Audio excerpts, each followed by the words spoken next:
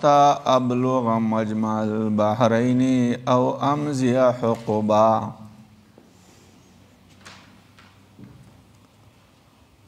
فلما بلغا مجمع بينهما نسيا حوتهما فاتخذ سبيله في البحر سربا. وإذ أویات که هغه وخت چې ویلو موسی لفتاه خادم خپلتا لا ابره همیشه را پارا بززم حتی تر دې حده پورې ابلغه چې زه ورسم مجمع البحرین زید اجتماع د دو دریابونو ته او امزیا یا زما حقوبا ډېره زمانه. فلما کله بلغا چې ورسېد دواړه مجمع بینهما زید اجتماع د دواړو دریابونو ته نسیا نو دواړو هېر کړی و حوتهما مه یخفل. فاتخذا نو نیولی و مئی سبیله لار خپل فی البحر په دریاب کې سربا سوراخ سورنګ. و اذ قال موسی لفتاه په دې ځګینې کې یو به په د دې آیاتونو چې دا آیاتونه نازل څنګه شو د دې واقعه سره د موسی نه مراد کم موسی دی او په آیاتونو باندې به بحث کوو انشاءالله.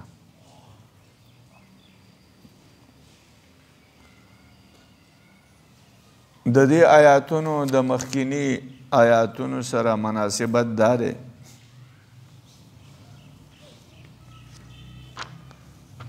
چې په مخکینی آیاتونو کې ام خارق العدد واقعات را روان دي.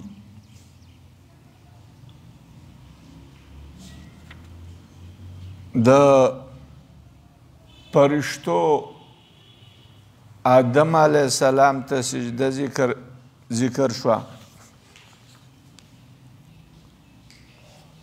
بیا د قرآن عظمت او لویوالی د شان ذکر شو.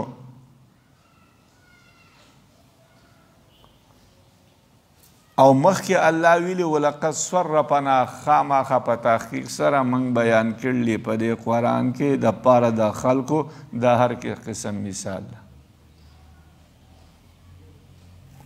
حقیقت د قرآن ذکر شو. اوس په حقیقت د قرآن باندې چې دا قرآن حق دی یوه واقعه ذکر کیږي چې دا واقعه د موسی علیه السلام او د خضر ده. موسی علیه السلام او خضر علیه السلام ډېر مخکې تیر شوي دي. رسول علیه السلام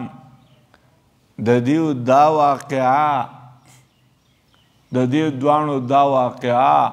فصیح بلیغ ذکر کوي. حالانکه چې رسول علیه السلام نه کتاب ویلی نه د هغو سره نه د کاتبینو سره خلط شوی دی نه خط کولی شي دا واقعه وي.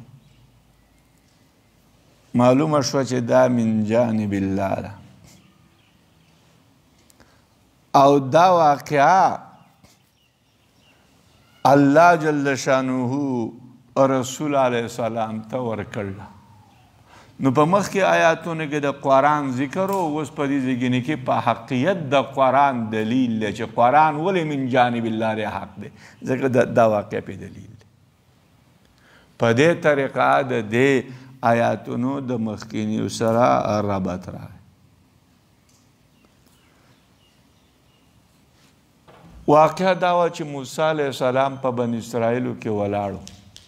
واز نصیحت یې کا چې د کله او د ورته ایام الله د الله نعمتونه هغه ورځې چې په هغو کې لوی لوی واقعات هغه راغلي و د هغو بیان یې ورته کوه دا یې ورته بیانول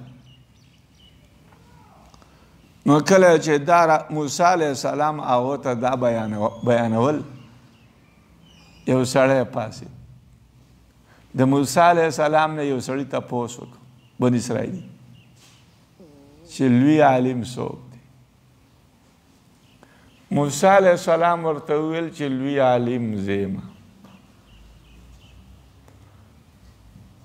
دا خبره د موسی علیه السلام د الله د ده دا خبره خوښه نه کړه او د نه د خوښولو مقصد دا و چې الله د موسی علیه السلام دا خبره خوښه نه کړه او الله ځکه خوښه نه کړه چې په کار دا چې موسی علیه السلام ویلي وی چې لوی عالم الله دی الله ورته وحی راولېږله چې ستا نه لوی عالم شته او هغه په مجمع البحرین کې دی موسی علیه السلام هغه ته د تللو شوق ظاهر کړ چې دغه عالم سره زه لاړ شم زه د هغه سره میلاو شم د هغې نه استفاده علم وکړم الله ورته طریقه ورښودله چې یو میی به ته د ځان څه واخلې او دا میی چې په کوم ځای کې راژوندی شو په دریاب کې ننوت هغه ځای به سوری پرېښی سورنګ به هلته به دی لہذا دا آیاتونه په دې کې نازل شي واقع نور په قرآن کې را روانه ده خو په دې ځایګینې کې کلام دی چې د دې موسی نه کم موسی مراد دی جمهور دا وایي چې د دې موسی نه موسی بن عمران چې دا د بني اسرائیلو نبی دی هغه ته مراد دی نوفل بکالی ګمان کړو چې د دې موسی نه موسی بن میشا مراد دی یا موسی بن اپرایم ته مراد دی او موسی بن میشا یا موسی بن اپرایم دغه موسی د یوسف علیه السلام نوسی و هغه ته مراد دی ولې دغه وایي نوفل بکالی نوفل بکالی ځکه دا خبره وکړه چې مراد د موسی نه چې موسی بن عمران خو ډېر لوی مقام لہذا د دې موسی بن عمران خو لوی مقام دا خو نبی د تشریع نو دا څنګه ته او د خضر علیه السلام نه علم حاصل او د موسی مقام د هغه نه اوچت دی یو دا وایي دویم هغو به دا ویل نوفل بکایي د دې وجې نه انکار چې دا موسی بن عمران نه دی واقع دا وه چې موسی چې کله د مصر نه ووت نو دا او د ده قوم په میدان تهې کې وو چېرته و په میدان تهې کې محصور او میدان تهې باندې موږ بحث کړلی او دا موسی علیه السلام په دغه میدان تهې کې وفات شوی او د میدان تهې نه چې د موسی علیه السلام قوم وتلی دی نو دا د موسی علیه السلام د وفات نه وروسته وتی او دا واقعه چې راغله دا نو دا د وروسته ده چې د میدان تهې نه چې موسی علیه السلام وتی دی او د هغه نه به میدان تهې نه به وتی او دا واقعه بیا وروسته راغله په دې باندې پوه نه شو نو دا دلیل دی چې هلکه د دې موسی نه موسی بن عمران نشي اراده کولی ځکه چې موسی بن عمران خو وفات شوی او دا واقعه خو د هغې نه وروسته راغله دا مطلب دی موږ د هغې نه جواب کوو چې یو خو په دې هم داسې صحیح دلیل نشته چې موسی علیه السلام په میدان تهې کې وفات شوی یو دا د هغه نه وروسته وفات شوی دویمه خبره دا ده چې موسی علیه السلام خو په میدان تهی کې څه محصور نه و چې هلته محصور وبند و موسی علیه السلام به ته راته ګرځېده به نو لهذا موسی علیه السلام دې راغلی په میدان تهی کې چې کوم قوم محصور و هغه دې هلته محصور او هغه دې راغلی موسی علیه السلام او به نورو بني اسرائیل ته وعظ او نصیحت کوه او دا واقعه دی راغلی او بیرته د بیا میدان تهی ته راغلی او په میدان تهی کې دی هلته وپاتې نو په دې اوسه تضاد نشته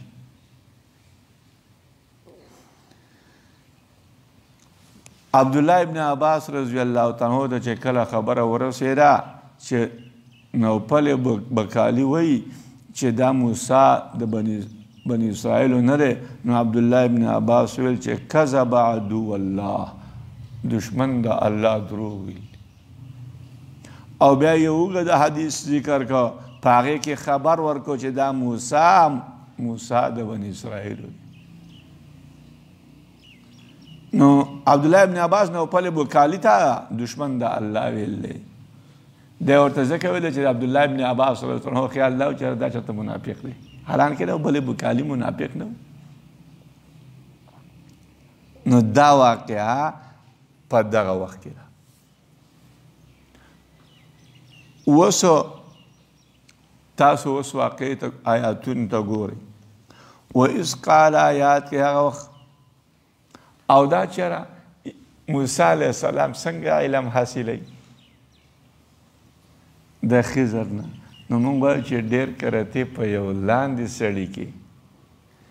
یو داسې علم ورسوي چې هغه د هغه اعلی اوچت عالم سنی نو د دې نه د موسی علیه السلام څه مرتبه نه رالویږي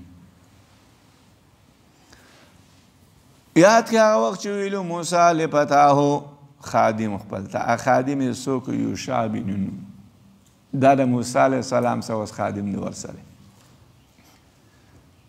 د دې نه معلومه شوه چې یو سړی ځي او د ځان څخه خادم واخلي نو دا مشروع ده او یوازې سفر کول خم نه دی ځکه چې رسول علیه السلام ویلي الواحد شیطان یو تن خو شیطان دی چې سفر او الاثنان وما فوقهما جماعت دوه کسان او د دې نه پاس چې کوم دی خو جماعت دی نو دوه کسان او چې د دې نه پاس کوم یا خو جماعت دی نو ځکه او ید الله مع الجماعه نو ځکه د ځان څخه خادم واخیست موسی علیه السلام الی ابرهو همیشه لپاره بزم حتی تر دې حد پورې ابلغ جزا ورسم مجمع البحرین زید اجتماع د دوه دریابونو اوس دا دوه دریابونه کم یو دي ظاهر داره چې یو دریاب د پارس دی بل دریای روم دی چې دریاب د پارس او دریاب د روم دا دواړه لګېدل دي د دریابونه یو دریاب قلزم دی یو بل دریاب د ازرق دی دا دوه دریابونه کوم ځای کې لګېدلي یا په ارمینیا کې دوه دریابونه لګېدلي یو ته کر وی بل ته رس وی او دا دوه دریابونه چې په کوم ځای کې لګېدلي دا په د طنجه دغه مقام ته طنجه وی نو په مقام د طنجه باندې دوه دریابونه لګېدلي او امضیا یا به زما حقوبه ډېره زمانه موسی علیه السلام په دې آیاتونو ته اوس وګورئ موسی علیه السلام په څه شي پسې وتی دی په طلب د علم پسې او په طلب د علم پسې کله وتی دی په مشرۍ کې مشر دی موسی علیه السلام مشر دی ښه مؤمر دی په طلب د علم پسې وتی دی فلما کله بلغا چې ورسېده دواړه مجمع بینهما ځای د اجتماع د دغه دواړو ته ځای د اجتماع دغه دواړو دریابونو ته نسیانو دواړو ير کړی و حوتهما مه خپل دا و دغلته یوه ګټه ده په هغه ګټه باندې موسی علیه السلام پرېوت خضر دا یوشع ورسره ناست لہذا یوشع کتل چې یاره په تیلی کې مه را ژوندی شو او اوبو ته ور ودنګل او په اوبو کې دا مه سوراخ پرېښو سورنګ یې پرېښو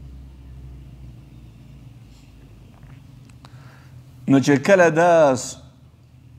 سوره پرېښو او د دې مهی نه به دا خو به دوی پوخ کړی مهی و دوی به ترې لږ لږ خوړه لہذا څه لږ طرف یې ترې خوړلی را ژوندی شو اوبو ته یې ور ودنګل پتخذا نو نیولې و مهی سبیله لار خپل په البحر په دریاب کې سربا سوراخ او دریاب کې بلکل سوراخ نو خضر موسی علیه السلام پروت ته په ګټه ودرې او یوشع علیه السلام هغه دا چې کله موسی علیه السلام را پاسېده خیال لري چې دی ورته دا واقعه وویل هغه د دې نه دا واقعه یېره شو اخوا به سره روان شو اشکال دا دی چې دا ترې ولې یېره شوه د یوشع نه دا له دې وجې نه چې یو خو سړی د کور نه لري د اهل عیال سوچ و فکر ورسام ورسره چې یاره هغه به څنګه نو په دې باندې هم سړي ته وسواس راځي یو دویم دا دی چې په دې سفر کې د موسی علیه السلام نه داسې معجزات کېدای شي صادر شوي چې دا مه را ژوندی کېدل اوبو ته اوبو کې وردنګل او پاکې سوراخ پرېږدل دا د هغو معجزو په نسبت باندې ایسته وه نو ځکه د یوشع علیه السلام نه دا هېر شو ځکه چې دا ته هېر شو چې د دې موسی علیه السلام نه خو ډېر معجزات ظاهر شي ابو حامد انلسي وایي چې ما یو مایه ولدو په قرب د مدینې د ښار د سبته سره چې دا د نسل د مئی هغه نه و چې موسی علیه السلام راوستی و موسی علیه السلام چې کوم مئی و دا د هغه د نسل ابو حامد انلسي وایي چې دا مئی چې ما کوم ولدو نو دا د دې طول د ګز نه زیات و اوږدوالی د ګز او پلنوالی تقریبا لوی شوه داسې او د دې مئی دپاره یوه سترګه وه او سر د دې نیم سر و د دغه جانب نه به چې چا ولده ډېر بد بیا ګاڼه او د دې صحیح طرف نه بیا چې ولده نو بیا به ښه او خلکو به برکت په دغه مئی باندې حاصلاو او دا به لرې لرې ځایونو ته هدیه کاو دغه مئی دغه مئی نسل دا نو یو طرف خو ته سترګه یو طرف خو ته موسی علیه السلام او د هغه ملګري خوړلی و یو سترګه یو طرف نو هغه نسل کې هم دقه شانته نیم راغلي ابو حامد انلسي دا خبره کړې فلما کله جاوزا چې لاړو دواړه قال ویلو تجاوز کړو دوانو قال ویلو لفتاهو خادم پلتا آتنا ترا کې منګتا غدا انا د غرمې خوراک زمونږه لقد لقینا خامخا به تحقیق سره موږ ته رسېدلی دی من سفرنا هذا د نه سفر زموږ نه چې دا دی نصبا تکلیف تکاول د دې خو اوس مقصد ته رسېدلي وو او مقصد د دې کوم ځای و دقه ځای و چې یاره کوم زګینې کې دا مایه را ژوندی شو بوتې ور ودنګل نو اوس دیو د دغه زګین نه یوه شپه سفر اخوا وکړو د سبا پورې نو دغه سفر کې موسی علیه السلام وایي چې ما ته د دې سفر نه تکلیف میلاو شو په دې ځای کې اوس تاسو لږ وګورئ چې موسی علیه السلام کله د دغه ځای پورې ته مقصوده پورې هغه ته تکاوت نه محسوسېده خو دا اخوا سفر دا خو په خطایي کې دی وکاو نو لہذا په دې وجه باندې ورته تکلیف میلاو شو دا وایي چې ما ته د دې سفر نه خو تکلیف میلاو شو خامخا ما ته میلاو شوی دی د سفر زموږ نه چې دا دی نه سبا تکلیف ما ته د دې سفر نه تکاوت میلاو شوی نو ځکه وایي چې یاره ما ته د دې سفر نه تکاوت حاصل شوی دی ځکه دا وایي چې یاره زه دغه کوم دا ځکه موسی خپل خادم ته ویل چې مې خوراک راواله مې چې هغه وکړو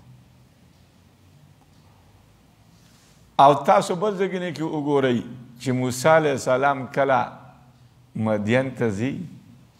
نو دا د څو ورځو سفر و دا د 7 ورځو سفر و د مصر نه مدین ته هلته هم تکاوت نه محسوسوي ځکه چې هغه هجرت الی الله او په دې ځای کې چې د مقصود نه کله اخوا لاړه نو دیو سفر د تکاوت محسوس قال ویلی ورته موسی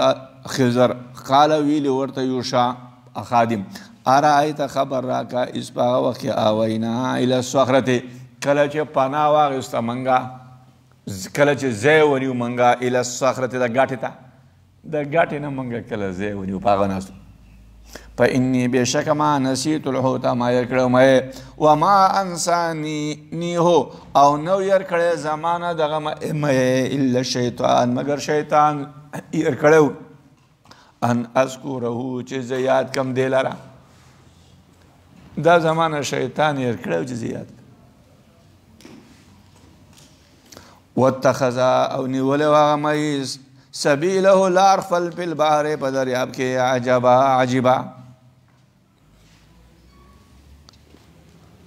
اوس په دې ځای کې علما ذکر کوي چې موسی علیه السلام چې خپل ځان ته لوی عالم ووایي چې لوی عالم زم نو الله تعالی د دې د هغه ملګري نه دغه علم ضروري چې بدیهي علم دی چې مې را ژوندی شو په اوبو ته ور ودنګل او سوره دا د هغه ملګري نه الله تعالی دا علم یې نو دا علم د هغه نه هیر شو دا تنبیه د موسی علیه السلام نه چې علم نه حاصلېږي مګر په تعلیم د الله چې الله یې چاته ورکړي هغه حاصلېږي او حفاظت د دې علم په زړه کې دا حفاظت په علم په زړه کې د علم څوک یې الله کې ځکه چې الله د هغه موسی علیه السلام د مرګ نه دغه هیر کړ قال ویلو موسی علیه السلام ذلک دغه ځای ما هغه وکړنا چې موږ طلب کاو پرتدا نو دواړه را واپس شو علی آثارهما په نقش قدمو نو باندې قصصا برابر دواړه په خپل نقش قدمو باندې برابر را بیرته را واپس اوس اق خپل ځای ته راغله فوجدا نو موندلو دواړو عبدم یو بنده من عبادنا د بندګانو زموږ نه او دواړو یو بنده موجود آتیناه رحمتا منا چې موږ ورکړی هغه ته رحمت من عندنا د طرف خپلنا وعلمناه موږ تعلیم ورکړی هغه ته د طرف خپلنا علما د علم دا چې موږ ورکړی بیا ورته بنده د بندګانو دا بنده څوک و خضر په دې خضر کې اوس کافي اختلاف دی خضر شینکي ته وایي دا به چې په کوم ځای په مانځه باندې ودرېد هغه ځای به راشینکېده دا به چې په کوم ځای باندې کېناست هغه ځای به شینکېده خضر شینوال ته وایي شنې جامې به ده اغوستې ځکه دې ته خضر وایي اوس دا خضر چې دی دا وایي چې موږ الله وایي چې موږ ورکړی دې ته رحمت د طرفه خپل نه د خپل طرف نه موږ دې ته رحمت ورکړی. اوس د رحمت نه څه شی دی؟ بعضې علماو چې دا خضر دا ولی دی، بعضې علما وایي چې دا نبی دی، خو راجح خبره دا ده چې دا نبی دی. یو دویم دا چې دا نبی د تکوینیاتو دی، یو خو نبی او رسول د تشریعاتو د شریعت وي، نو چې شریعت ښیي هغه خو ځان لري، نو دا رسول د شریعت نه دی چې دا تکویني د امور. تکویني امور څه مطلب؟ یاره دا دیوال کوږ دی، په دې کې دا حکمت دی، دا کښتۍ ماتول غواړي د دې څه مخکې چې دا ماته نه کوي نو دا چل کېږي. دا وړوکی کافر دی او دا مؤمن دی. داسې ده نو د دې تکویني کارونو د دې قدرتي کارونو د دې دا نبي دا مطلب. او الله وی وعلمناه من تعلیم ورکړه هغه ته د طرف خپلنا علم. اوس دواړو چې دا موسی علیه السلام بیا مو نو څنګه د موسی علیه السلام او د ملګري چې دا بیا څنګه علما ذکر کوي چې دا پروت دی سمندر په غاړه په اوبو یا د اوبو کې یوه جزیره ده په هغې کې پروت دی، سپین څادر یې په ځان ارتیل دی. موسی علیه السلام چې ورغی سلام یې وکړو نو ده ورته ویل چې په دې ځمکه کې سلام چېرته دی؟ نو چې راپاڅېد نو هغه ورته ویل چې زه خو موسی یم. ویل کوم موسی؟ چې موسی د بني اسرائیلو او راغلی یم ستا نه زه علم حاصلوم، الله را لېږلی. ښکته به اوس واقعه را روانه ده. په دې ځایونه کې علماو یوه اوږده خبره ذکر کړله چې دا خضر علیه السلام اوس ژوندی دی که نه دی، که مړ دی. علامه قرطبي ذکر کوي چې جمهور په دې دي چې دا ژوندی دی. دواړه طرف ته دلایل دي. محدثین ذکر کوي چې دا وفات دی. دلیل په ده په وفات باندې یو دا دی چې رسول علیه السلام فرمایي چې نه به پاتې کېږي په سر د 100 کالو د هغه چا نه چې هغه نن په ځمکه باندې دی، چې په دې سر د ځمکه باندې کوم څوک نن دی نو هغه به چې 100 کاله رالو نو هغه به نه پاتې کېږي، هغه به وفات کېږي. نو د دې نه معلومه شوه چې 100 کاله خو په دغه راغلي په خضر باندې نو هغه به هم وفات شوی، ورنه د رسول علیه السلام وینا به صحیح نشي. موږ د هغه نه وایو چې رسول علیه السلام علی ظهر الارض ویل دی، په شا د ځمکه، او خضر علیه السلام خو به په اوبو کې اوسېده، په اوبو په سر باندې به پروت. یا د دې نه خضر علیه السلام مستثنا دی، لکه څنګه چې دجال د دې نه دجال خو حدیث د تمیم داري دی چې دجال پیدا شوی دی، او د تمیم داري حدیث دی چې هغه ورسره وروست میلاو شوی دی د دجال،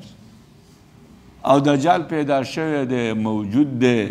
الان کې چې د حدیث د رسول علیه السلام نه هغه مستثنا، نو دا شان دی دغه مستثنا. دویمه د قرآن د دې آیات نه استدلال کوي چې وما جعلنا لبشر من قبلک الخلد، موږ نه دی ګرځولی د پاره د انسان مخکې ستانه الخلد همیشوالی. نو د خضر علیه السلام د پاره به همیشوالی نه وي. الله وایي چې موږ نه دی ګرځولی د پاره د انسان مخکې ستانه همیشوالی. نو مخکې کوم انسانان ستا هغه همیشوالی لري، نو خضر علیه السلام به خو همیشه نه وي. نو موږ وایو چې دا خو زمونږ خلاف، دا خو خلاف خبره نه ده. موږ دا ځکه چې خضر علیه السلام د پاره زموږ نه مخکې همیشوالی نشته. الله چې د یو انسان د پاره مخکې د نبي نه نو خضر خو همیشه نه دی، خو انسان دی وفات کېږي. وفات خو به په هغه باندې راځي، نو لهذا په هغه باندې وفات راتلل او وفات کېدل نه خو موږ منکر نه یو.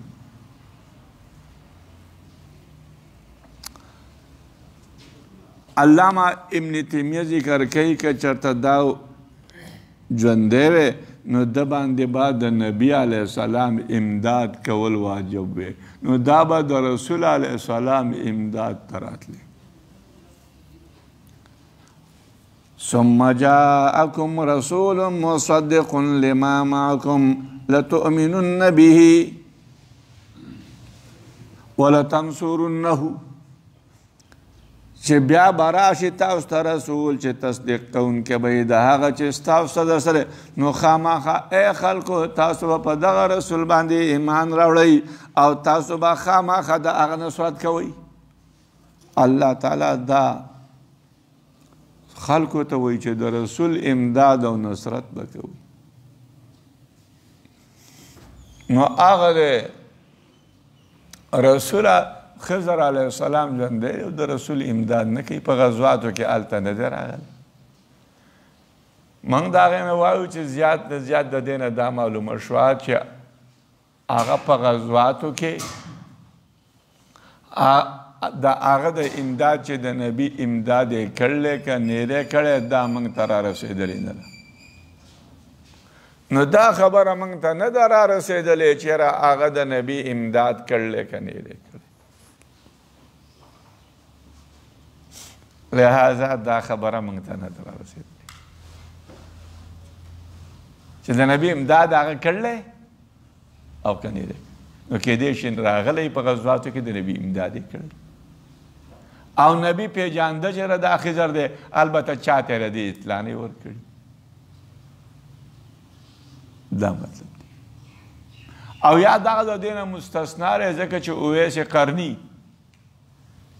هغه د موجودو د رسول علیه السلام په دور کې او هغه په رسول باندې ایمان هم راوړلی خو د رسول امداد ته نه دی راغلی. بعض خلک ذکر کوي چې نوح علیه السلام چې کله د کشتۍ نه ووت نو مړ شو هغه څوک چې د هغه سره و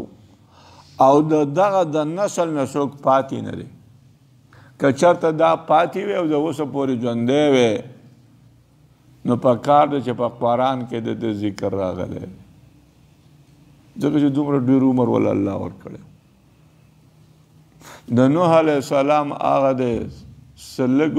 څه عمر دی الله په قرآن کې ذکر کړی. نو د دې خضر متعلق یو قول دا دی چې دا د آدم علیه السلام زوی دی. نو د هغه دور نه واخله تر اوسه پورې دا ژوندی دی، دا خو په زراو کلونه وشو، نو په کار چې دا ذکر شوی. موږ وایو چې یاره د الله آدم ذکر نه ذکر شوی، دا خو د دیو په نسبت باندې دلالت نه کوي په آدم وجود باندې چې ذکر یې نه راغلی. نو دا خو دلیل نه شو چې یاره دا به موجود دی. اوس څوک چې دا وایي چې خضر علیه السلام ژوندی دی نو هغه دا وایي رسول علیه السلام چې کله وفات شو علی رضی الله تعالی وایي چې موږ د هغه په دغه کې شروع وکړه په تجهیز تکفین کې. نو یو غیبي آواز وشو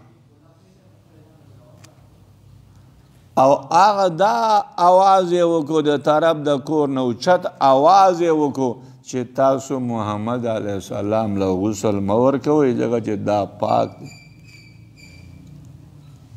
مطهر دی، پاک دی، مطهر دی. علي رضی الله عنه چې ما په زړه کې چې شعر دی نه واقع شو. بیا وروسته یو بل آواز کوونکی آواز وکړو چې محمد علیه السلام له غسل ورکوي. نو موږ ته تپوس وکړو چې ته څوک یې نو هغه وویل چې زه خضر یم او دا مخکې اواز یې چې کړی و دا شیطان. نو د رسول علیه الصلاة والسلام د وخته پورې د هغه د وفات نه وروسته دا ژوندی دی. دا بل علی رضی الله تعالی وایي چې هغه خضر ماله خبر راکړو چې زه د جنازې د محمد علیه السلام دپاره راغلی.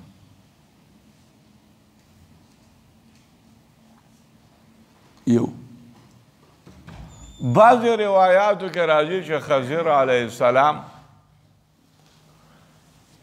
استار د کعبې پردی نیولې وه، دا دعا یې ویله. علی رضی الله تعالی ورسره میلاو شو.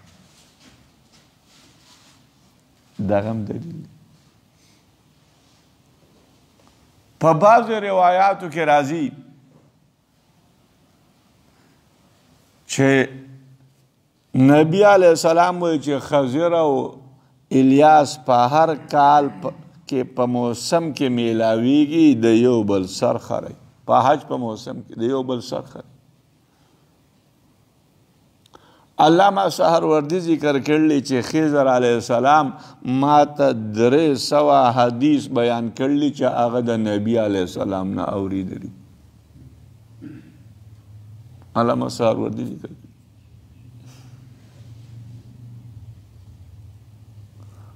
بعض علما ذکر کوي چې دا خو د ذوالقرنین سره روانو نو یو پیر داسې ځګینې ته ورسېده چې هلته اوبه د حیات وي. هغه اوبه د حیات هغه د وڅکلې، ذوالقرنین ونه څکلې چې دا ژوند دی. په هر حال چې خضر علیه السلام ژوندی که پاتې په دې کې څه داسې غټه د پیدې خبره خو نه ده. پات دی یا ژوندی دی. داسې بعض علما ذکر کوي چې خضر علیه السلام وفات دی. البته الله جل شانه دله یو قوت ورکړلی او هغه دا چې دا چا سره خپل شکل جوړول چې الله د روح له یو شکل عدد شکل ورواغوندی او په دنیا کې د چا څه میلاو شي. نو په دې قول باندې دواړه ټول مذاهب متفق شو چې وفات دی په حقیقت کې، خو چې الله یې چاته ورخی نو لہذا دا الله یې چاته ورخی نو ورویخی ورته ملاقات یې ورسره وکړي. قال له موسی ویلي هغه ته موسی هل اتبعک ای زه تابعداري کوم ستا علی ان په دې باندې تعلمني چې ته تعلیم راکړې ما ته د هغه نه علمته چې تا ته تعلیم درکړی شوی ورشدا د هدایت. د دې نه څه معلومه شوه شاګرد چې راشي نو د استاد نه به څه به داخله وکړي، د هغه نه به تپوس وکړي چې زه تابعداري کوم چې ته ما ته علم راوکړي. نو لہذا شاګرد به د استاد نه اجازت واخلي چې زه ستاسو سبق کویم ته ما ته علم راکړي. قال ویلې ورته خضر انک بېشکه ته چې لن تستطیع هرګز طاقت نه لرې معیه زما سره صبر د صبر ته د صبر طاقت نه لرې او د صبر طاقت ته ولې نه لرې ځکه چې زه په یو علم او تم په بل علم نو ته د ما سره صبر نشې کولی. وکیف تصبرو څرنګې به ته صبر وکړې علی ما په هغه باندې لم تحط به چې تا احاطه نه ده کړې په دې باندې خبره د خبر تا په دې باندې احاطه د خبر نه ده کړې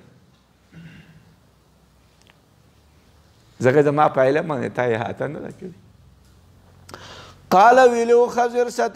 موسی سم ستجدونی زردا چې ته بیا مې ما لره انشاء الله که چېرته خوښی د الله صابرا ولا اعصي لك امرها او زه به نافرماني نه کوم ستا امره د کار ستا د کار نافرماني به نه کوم اعصي عطب دی په صابر او په معنا د دا دی چې په معنا د غیر عصفی دی په تاویل د غیر عصفی سره چې زه به نافرماني نه کوم په تاویل د اسم فاعل عطب دی په صابر اشکال دا دی چې موسی علیه السلام خو خپله خبره پوره نه کړه ده خو نافرماني کړله وعده پوره کول خو ضروري موږ د هغې نه جواب کوو چې دره انشاءالله پکې ویلی دی که د الله خوښی نو زه به ستا ته به ما صابر بیا مونې نافرماني چې انشاءالله یې پکې ووایه یو دویم موسی علیه السلام چې په کومه خبره کې هلته د خضر نافرماني کړله نو دغه خبره د موسی علیه السلام د اجتهاد د هغه د شریعت نه خلاف وه نو لہذا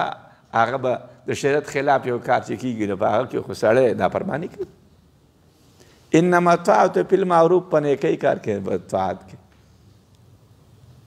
دا مطلب دی قال ویلو خضر پاینی تبعتنی که چرته ته تابعداري کې زما فلا تسألني نو تا به سوال نه کوې زما نه عن شیئن د چې شي حتی تر دې حده پورې احدث لکه چې زه به بیان کړم تا ته د دې نه ذکره نصیحت شرط پې چا ولګاو استاد کوم استاد خضر په شرط یې ولګاو په دغه باندې په موسی علیه السلام موسی علیه السلام ته ویل که ته زما تابعداري کې او زما سره راځې نو زما نه به د هېڅ شي تپوس نه کړي حتی زه به تا ته بیان کړم د دې نه په خپله نه ذکر نه خو زما نه به تپوس نه د دې نه معلومه شوه که استاذ په شاګرد باندې څه شرط ولګوي نو دا جایز دی فانطلقا نو دواړه تلي اوس خضر علیه السلام او دغه روان دي دا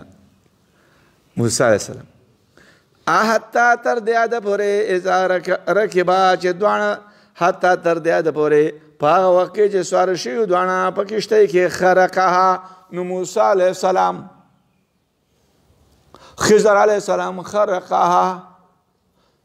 ورانه کړې وه خرق تختې تې ایستلې وه د دې کښتۍ نه خرق دې ته تختې تې ایست قال موسی علیه السلام ورته ویل اخرقتها تا وشلوله دې کښتۍ لره لتغرقه د دې لپاره چې ته غرق کړې اهل د دې لقد جئت خامخا تا راتله کړلي شیئا امرا په یو کار بد باندې دا خو تا بد کار وکړو اشکال دا دی چې دا خو درې کسانو نو فانطلقا چې دواړه لاړه ممکنه ده چې یوشع علیه السلام د دغه ځای نه ترې بېرته راګرځېدلی او دا هم ده چې هغه خو تابع و نو توابع خو څوک نه ذکر کوي د دې څه ورسه خو تابع و نو چې کله هغه تابع و نو نه یې ذکر کړی دا خضر روان او دارنګې خضر او موسی علیه السلام دا روان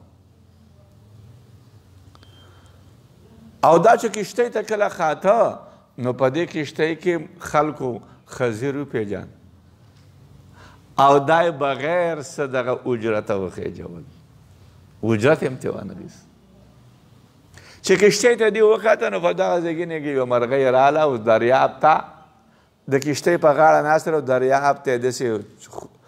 امخوکه ورایسته که او څه اوبې ترې راواخیست خضر علیه السلام موسی علیه السلام ته ویل چې ای موسی زمونږ علم په علم په نسبت د الله ته داسې دی لکه دې مرغۍ چې د خپل چونچ کې کمې اوبه دې دریاب نه راواخیست دا یې ورته ویل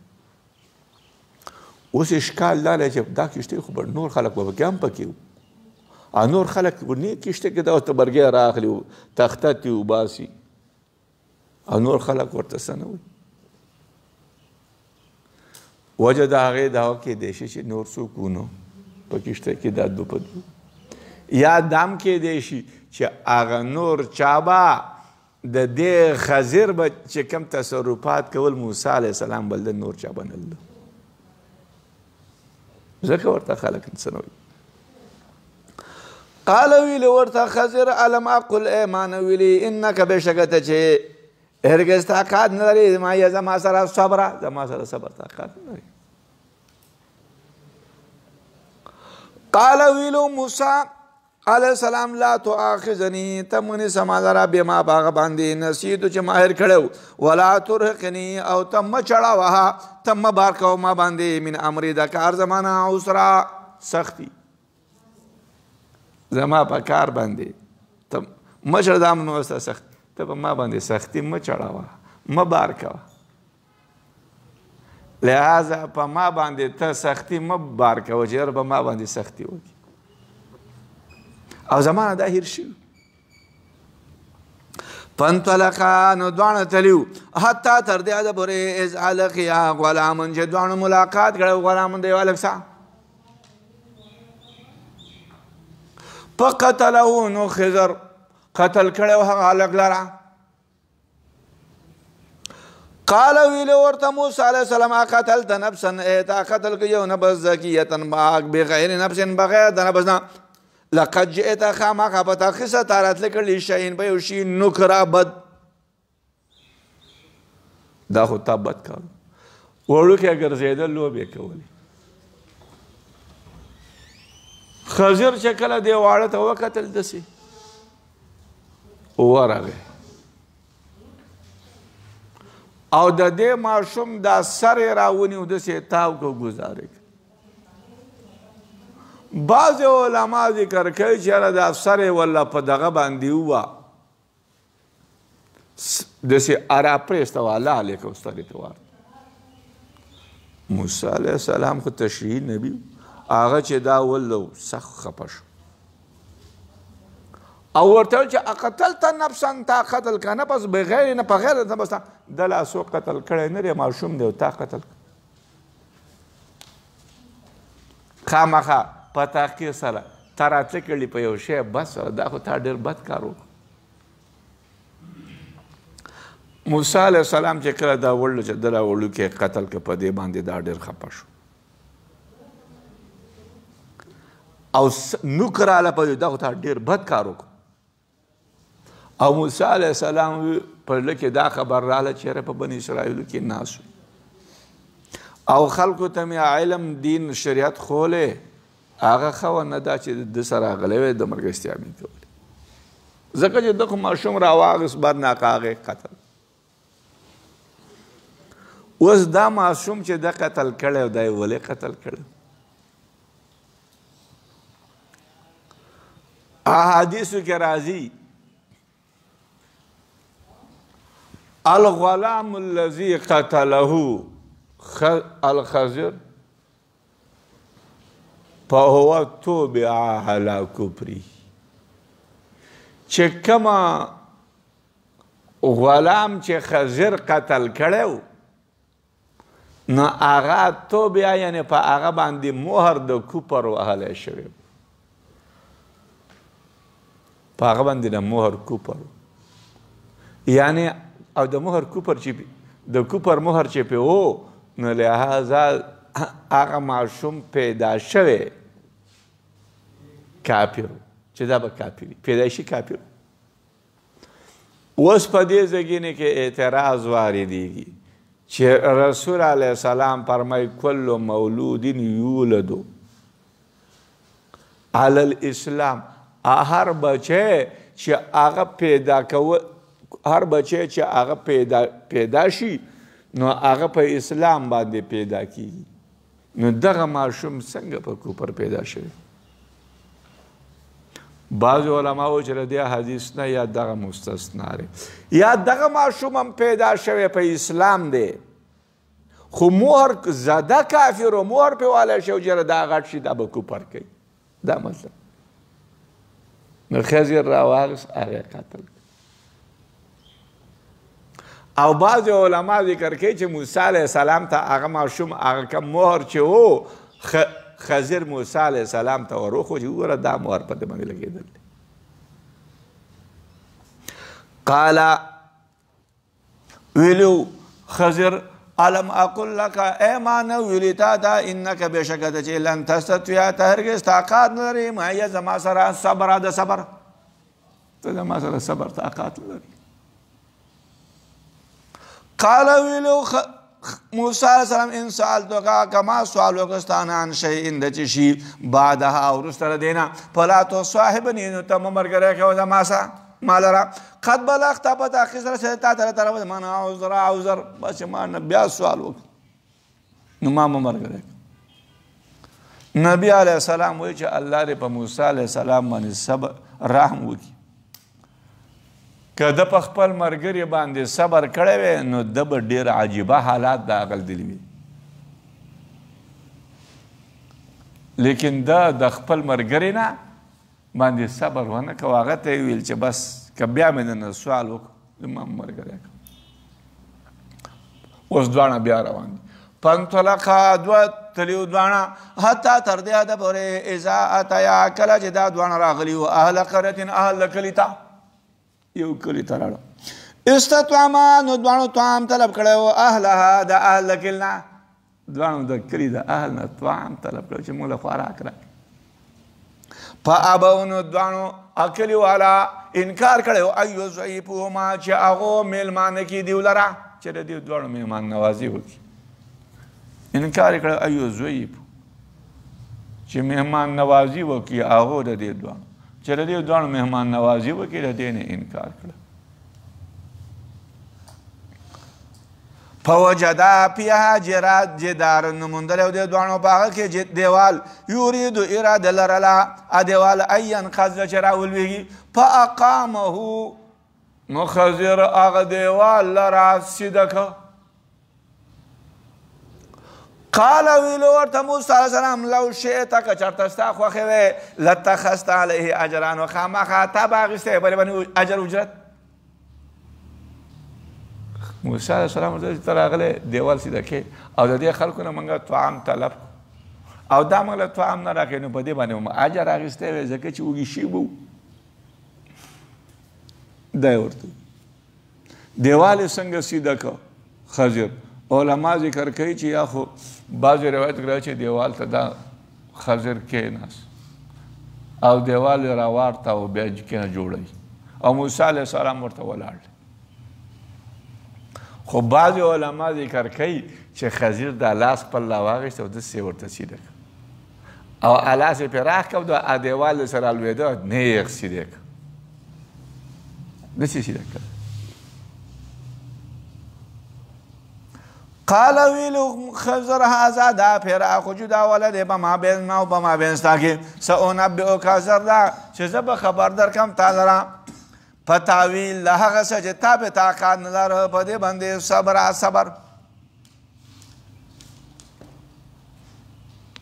چې تا به اوس ګوري اوس تعبیر ذکر کړي. اما سفینه تو هر چې کشتۍ وه فقالت ولا کشتۍ لمساکین د پاره د مسکینانو یعملون فی البحر چې عمل کوه هغه فی البحر په دریاب کې د مسکینانو کشتۍ وه هغه په دریاب کې عمل کوه مزدوري کوله دا کشتۍ هم پردی وه د هغو نه وه.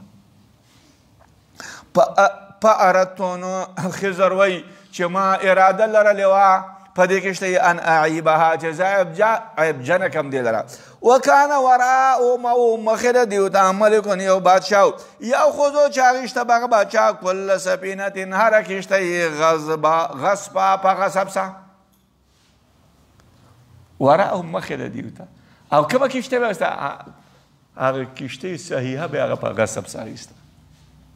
نو دا وایي چې ما دا عیبجانه کړه چې مخې ته بادشاه دی چې دا کشتۍ صحیح هغې وانخلي.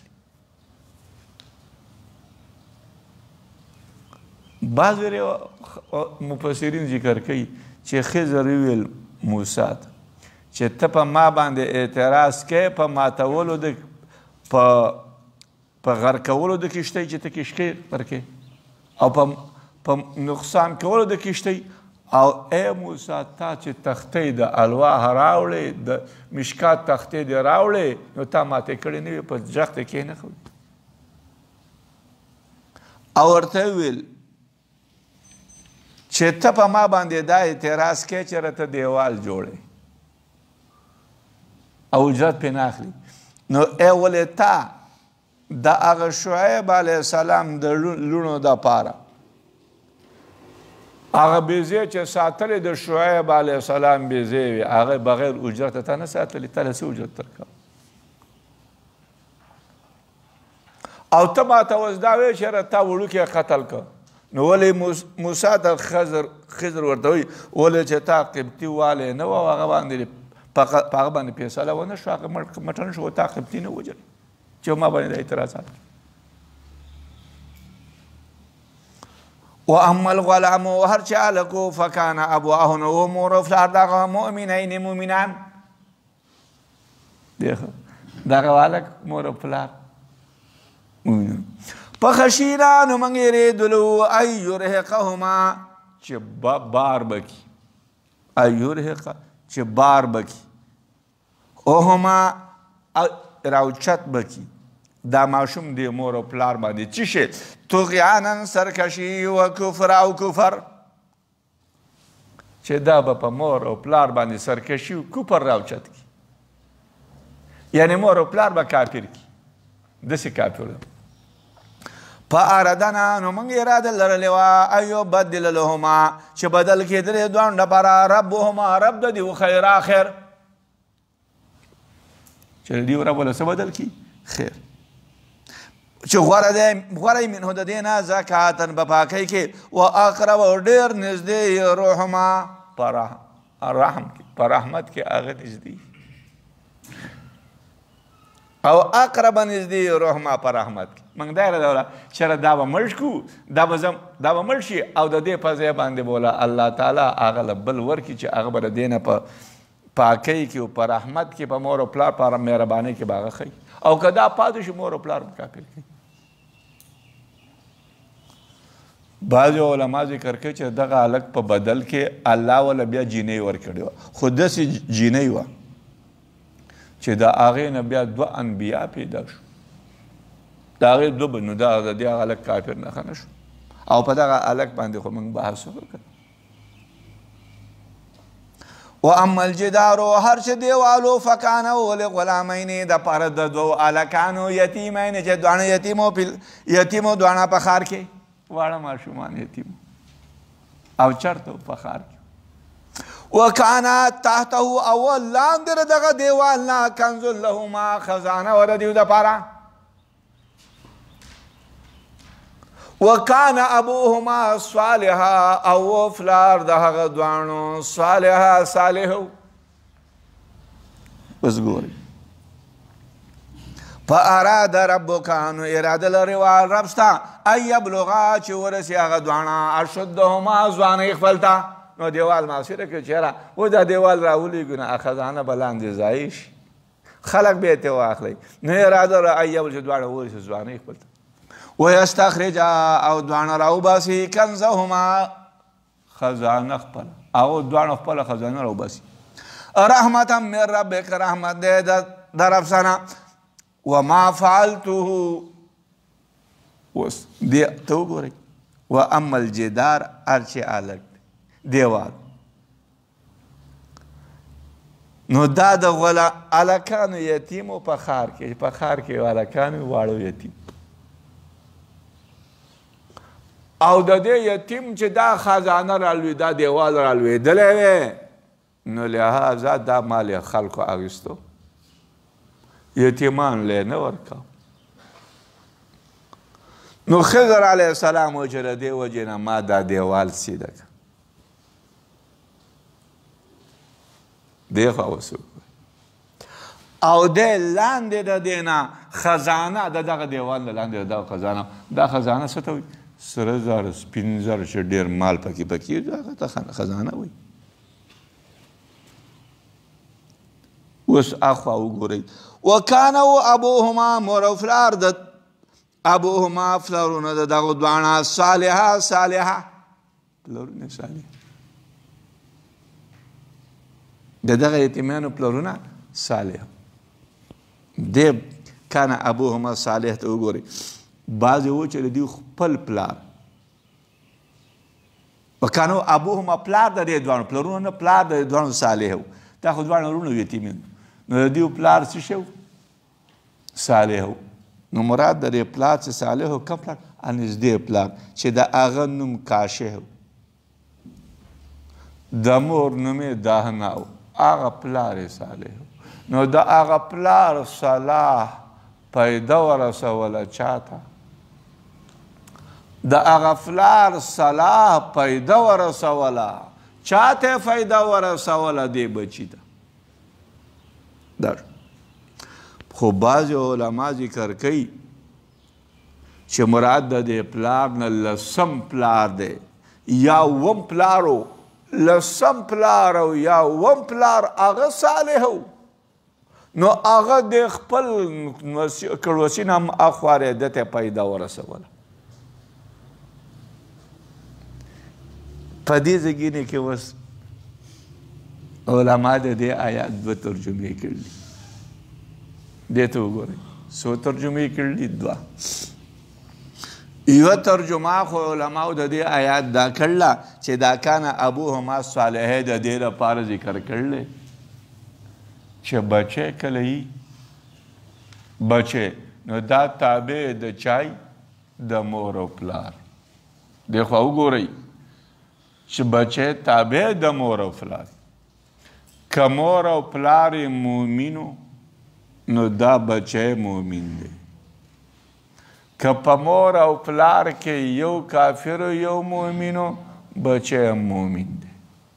که مور او پلار دواړه کافرو بچی بیا حکمن کافر دی او په یو حدیث کې رسول علیه السلام فرمایو هم دا بچی منهم د دې پلرون نه دي د دې خلکو نه دي نو چې پلار یې کافر و ته بچی هم کافر دی ښه اوس چې قاعده دا ده نو دا کان ابوهما صالح ورسره دې لپاره ووایه چې و پلار د دې صالحه چې دا د دې بچی دا بچی څه شی شو چې پلار یې صالح دی نو دا بچی مؤمن شو دا بچی څه شی شو مؤمن شو نو چې کله بچی مؤمن شو نو لہذا د مؤمن د مال حفاظت اولی مؤمن شو چې پلار یې صالح دی پلار یې مؤمن دی نو چې بچی کله صالح پلار یې صالح شو نو بچی تابع د چا دی د مور او پلار نو دا بچی هم صالح شو یعنی مؤمن شو نو چې بچی کله مؤمن شو نو د مؤمن مال حفاظت کولی شي هغه به ضایع کوي نه بخلاف د کافر د مال نه چې د هغې حفاظت خو نشته نو د دې وجې نه خضر علیه السلام وایي چې ما دا دیوال سیده کړ دا د دې لپاره چې د دیو پلار نیک مؤمن و او چې پلار یې مؤمن و نو لهذا دا مؤمن هم دا وړوکی مؤمن و یتیمان هم مؤمنان شو او د مؤمن د مال حفاظت به کوي نو ما ځکه د دیو د مال حفاظت وکړو دیوال نشي نو د دې کې بیا سره کرامت مرامت خبره رانه ده په دې باندې پوه نه شوئ جمهور دا تفسیر نه کوي جمهور دا وایي چې وکانه ابوهما چې و پلار د دې دواړو صالحه د صالح په ځای باندې به مؤمن ذکر کړی چې دغه معنا وي وکانه ابوهما مؤمن لکه په مخکې کې ذکر کړه چې وکانه ابواهم مؤمنین چې مور او پلرونه د هغه غلام مور او پلار مؤمنین دوه مؤمنو نو مور او پلار د هغه چې هلته کې مؤمن دلته مؤمن ذکر کړی بل دا چې صلاح چې صالح دی دا په ایمان باندې د پاسه یوه مرتبه ده نو دا کانه ابوهما صالح د دې لپاره راوړلی چې د پلار هغه صلاح او د پلار هغه نیک اعمال هغه بچي ته پیدا رسوي نو چې د پلار نیک عمل هغه بچي ته کله پیدا رسوي نو د دې نه اثبات د کرامت وشو دا کرامت چې دا د هغه پلار صالح نیک عملو د هغه کرامت دا دی او هغه مړ دی د هغه کرامت دا دی چې د خضر علیه السلام د الله تعالی د هغه مال محفوظ کو هغه دیوال راوانرته او سبب خضر علیه السلام شو دا مطلب نو مفسرین د دې دا تفسیر چې وکانه ابوهما صالح ځکه ورته دا قید راوړل او وهب ذکر کوي چې الله تعالی حفاظت کوي په بنده صالح باندې قبیله د خلکو نه چې یو بنده صالح په هغه باندې قبیله د خلکو په الله حفاظت کوي نو د دې آیات نه کرامت ثابت شو او کرامت د چا ثابت شو د مړي چې مړی پلار هغه صالح و نو لہذا د هغه صالح په وجه باندې الله تعالی د دې یتیمانو هغه مال ضایع نه کړ دا ایمان او دا تفسیر چې من کړی دا د قرآن د بل آیات سره مناسب دی ان ولی الله الذي نزل الكتاب وهو يتولى الصالحين بشک ولی الله دوست د الله هغه الله چې نازل کړی د کتاب ان ولی الله دوست الله هغه الله چې نازل کړی د کتاب وهو الله تعالی یتولی الصالحین تولی کوي د صالحانو الله په هغو باندې الله تعالی وهو الله تعالی یتولی الصالحین د صالحانو باندې الله تعالی دوستی کوي تولی دوستی تو نو لہذا دوستی د صالحانو صداره چې د هغه صالح هغه مال هغه د زوی دپاره محفوظ شي دا مطلب د دې آیات نه یو بله خبره ثابت شوه او هغه بله خبره داره چې و پلار د دې دواړو صالحه نو پلار یې صالح چې پلار یې کله صالح نو لہذا د هغه پلار سلوه هغه څه چل وکړو هغه راولګېد پلار چې صالح د بچي هغه مال حفاظت وشو که ونه شو نو د پلار د صالح عمل به د بچي پلار د هغه بچي د مال حفاظت نو دې نه وسیله هم یو قسم ثابت شو چې پلار هغه پلار یې الله ته وسیله کول لہذا چېره دا هغه صالح دی نو یو صالح الله ته وسیله کول چېره زما د مال حفاظت وکړي الله په دې باندې دا دلته دغه شان معنا د وسیلې پکې موجوده نه شو معنا د وسیلې دا چې یاره ته یو څوک راواخلې الله ته وسیله کې چې ای الله د دې په واسطه باندې زما دا کار داسې وکړي دې ته وسیله وایي نو لہذا دلته کې چې دا پلار صالح و دا یو قسم وسیله شوه الله ته او دې ماشوم دا مال حفاظت وشو دا مطلب دی بل اشکال په دې ځای کې دا دی چې تاسو اوس پاس عبارت ته ګورئ و اما السفینة هر چې کشتۍ وه نو په هغه کې په اردتو لفظ خضر ویل دی بیا چې کله هغه وړوکی و په خشینه ان یرهقهما طغیان په ارد هلته یې په ارد نه جمع راوړله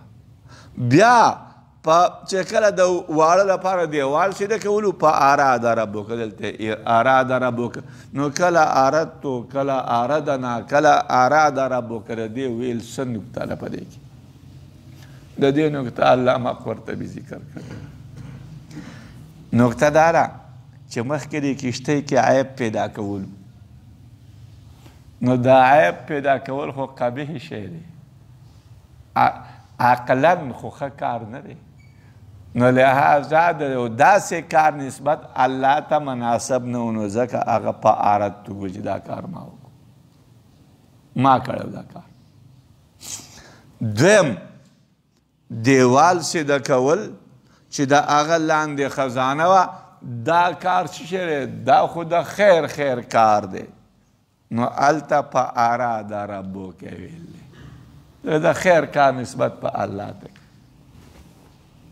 نو د خیر د کار نسبت به الله ته کوي نو ځکه هلته په اراده ربک اوس بل او په اراده نه چې ویل دی نو دا د دې لپاره ویل دی چې دغه هلک او ماشوم هغه قتل کول او د هغه په ځای باندې بل ماشوم الله پیدا کوي نو په دې کې من جمله خیر دی ځکه چې دغه کافر دی دغه به قتل شي د دغه په ځای به الله بل پیدا کړي نو من جمله خیر دی خو من جمله په دې کار کې شرم پکې دی هغه دا چې ماشوم قتل کول هغه لا د ګناهونو عمل نه دی کړی او ته قتل کوي دا شد نو په دې وجه باندې دغه نسبت په اراده نه منګه اراده لرله نو چې غیر د جمع راوړه چې منګه دا اراده لرله چې یعنی ما او الله منګ دا اراده و چې بدل کړي د دې دپاره رب دریو خیر نو د دې وجې نه ځکه اراده نه ویل خپل ځان او الله به کې دواړه داخل کړي په دې باندې نه پیږي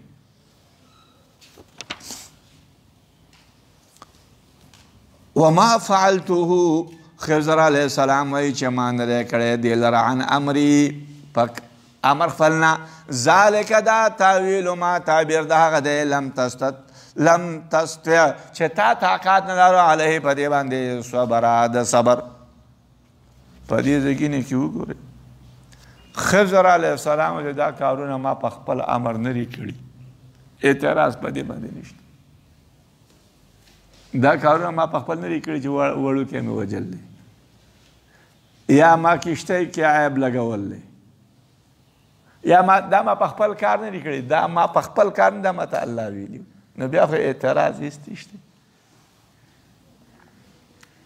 ويسألونك سوال کې اغوستان عن ذی القرنین د ذی القرنین متعلق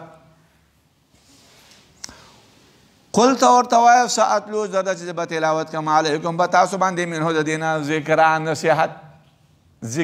ذکر به تلاوت انا بېشکه موږ مکننا له موږ ځای ورکړی هغه ته را فی الارض په ځمکې موږ هغه ته په ځمکه کې ځای ورکړی وآتیناه موږ ورکړی هغه ته را من کل شی د هر شي نه سببا اسباب ذرایع نو ویس هغو سوال که استانه عن ذی القرنین د ذی القرنین متعلق نو هغو سوال که استانه د ذی په دې آیاتونو کې د ذی القرنین واقعه او په دې موږ بحث کړلی د ذی القرنین د واقعې د ذی القرنین واقعه د ذی القرنین چې دا د رسول علیه السلام نه د دې متعلق تپوس شوی او د یو پکې ذوالقرنینو نو د هغه واقعه ذکر کړي دا ذوالقرنین داسې سړی و چې د علما ذکر کوي چې په ټوله ځمکه او بادشاهي کړله په مسلمانانو کې یو سلیمان علیه السلام او یو دا ذوالقرنین دی چې د په ټوله ځمکه باندې حکومت بعض علما ذکر کوي چې دا ذوالقرنین د ابراهیم علیه السلام په دور کې او د هغه سره او د اسماعیل علیه السلام سره یو ځای طواف کړلی نو دا ډېر مخکینی سړی مخکې بعض علما ذکر کوي چې څه د عیسی علیه السلام نه څه 1500 کاله د پاسه د عیسی علیه السلام نه دا مخکې تیر شوی د په نوم کې مې اختلاف دی څوک وایي چې دا د اهل مصر نه یو سړی و نوم یې میرزبان څوک وایي چې د ده نوم سکندر و څوک وایي چې دا ذوالقرنین ابن پیلیس بن مصری مو بعض علما ذکر کوي چې دا فرشته وه الله تعالی د ځمکې ته راکوزه کړې وه. خو علما اکثر په دین دي چې دا یو بنده صالح و، الله تعالی د لره حکومت د ځمکې ورکړی او علم او حکمت یې وله ورکړی. دا نبی نه و، اگر که بعضې د دعوه د نبوت هم کړله. دې ته ذوالقرنین وایي ځکه چې ده به په خپل دور کې د خلکو قرن یعنی د خلکو اطراف به ماتول. قرن اطراف ده به په جنګونو کې په خلکو باندې به غالب کېده، د هغو اطراف دا به ماتول. یا د ده په سر کې قرن یا ښکر ورته وایي، دې په دې سر کې دواړه طرف یو تر بل ته چې واړه واړه ښکر ځکه یا ده به چې کم تاج په سر کړی و هغه تاج دپاره به هغه کې ښکرو. یا دره چې ده د دنیا د دوو اطرافو مشرق او مغرب او دې ته سفر یې کړلی، دواړه طرف ته رسېدلی ځکه بهرحال دا ذوالقرنین یو نیک صالح سړی و. د دې ذوالقرنین واقع د خضر د واقع نه ولې وروسته راوړه؟ واقع دا وه چې خضر علیه السلام بعضې علما ذکر کوي چې د دې ذوالقرنین سره د دې ذوالقرنین دا وزیر و، نو د هغه واقع مخکې راړه اوس د ذوالقرنین واقع راوړه. الله وی انا بشک من مکننا من ځای ورکړو هغه لره په الارض په ځمکه. مکننا یعنی قدرت هم ورکړو، مکن ځای قدرت هم ورکړو، قادر کړو موږ هغه په ځمکه کې، په ځمکه کې موږ قدرت طاقت ورکړو. وآتیناه موږ ورکړو هغه لره من کل شی د هر شي نه سببا اسباب ذرایع، هر شي اسباب موږ ورکړو، لهذا د سره اسباب ذرایع. فاتبعا اور پسې شو هغه سببا په یوه لار پسې کم تر بل لار چې دا روان شو لاړ مغرب ته، نو دا ورپسې شو په مغرب پسې مغرب ته لاړ، نو لهذا مغرب ته لاړ. حتی تر دې حده پورې اذا بلغا کله چې ورسېد هغه مغرب الشمس ځای د پرېوتلو د نور ته، نور چې کوم ځای کې پرېوځي هلته لاړ. وجدها نموندل هغه د انوار تغربو چې دا پرېوتو فی عین په یوه چینه کې اهمیت چې دلدل و، خټه وه، توره خټه وه، په هغه کې د انوار پرېوت. ووجد او موندل هغه عندها په نزد دغې او موندل هغه عندها په نزد دغې په دغه چینې سره قوم یو قوم قلنا من ویلو یا ذوالقرنین ای ذوالقرنین اما یا ان تعذب یا تعذب وکه و اما یا ان تتخذ یا تونسا فیهم بدیو کې حسنا ښه سلوک ورسره وکړه، ښه سلوک یا به کې ونیسه ښه سلوک. قال ویلو ذوالقرنین اما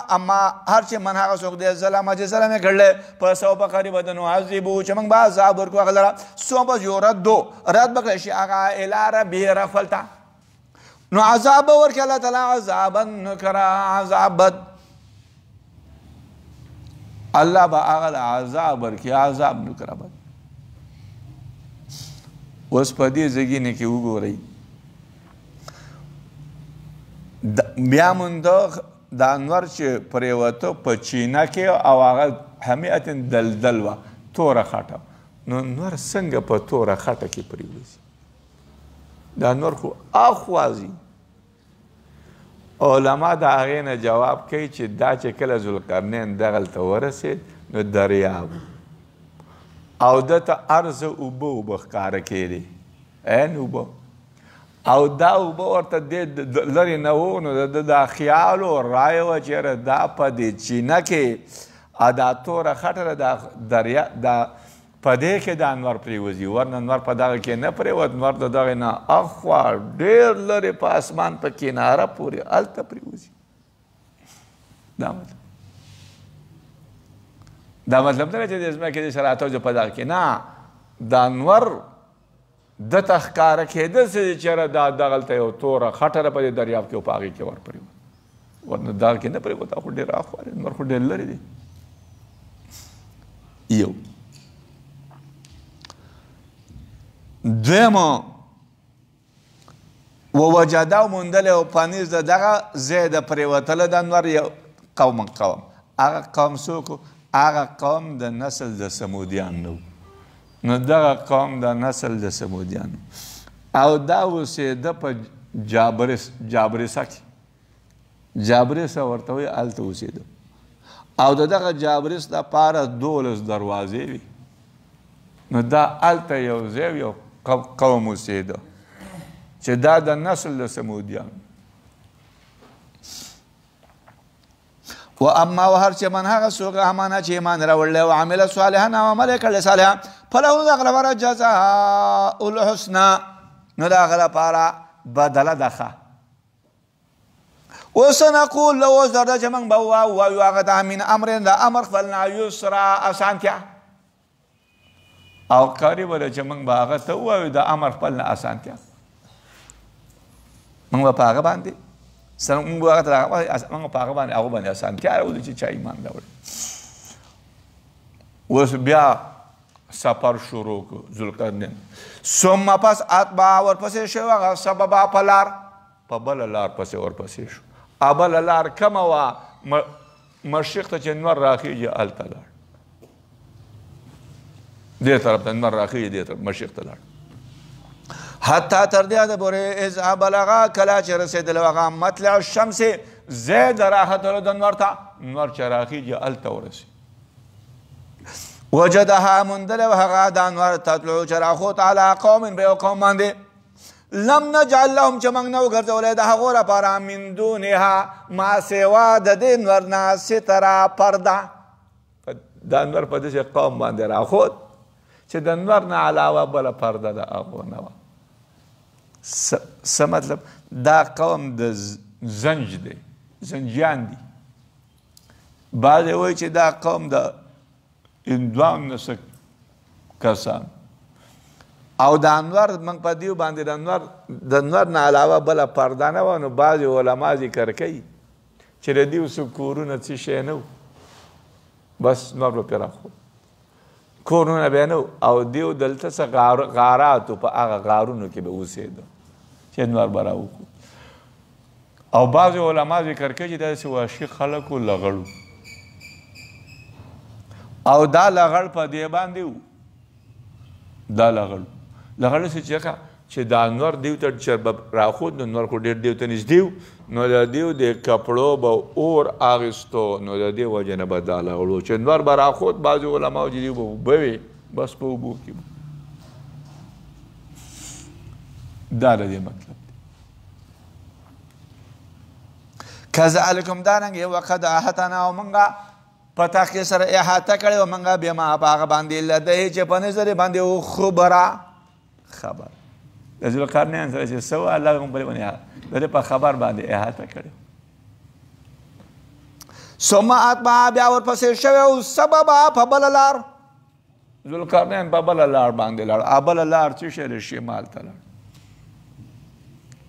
شمال جانب نه دی پورته داسې لاړ حتی تر دې حده پورې اذا بلغ کله چې رسېدلی و هغه بین الصدین په مابین د دوو پرجو په مابین د دوو کنارو صدین کنارې په مابین د دوو صدین په مابین د دوو اړ کې دوه غرونه و په مابین د دوو غرونو کې یو غر د یو طرف راوچت شوی دی بل د بل او په دې منځ کې داسې لار وه نو د دوو غرونو د دوو اړ په منځ ته هلته ورسېد وجدا ذوالقرنین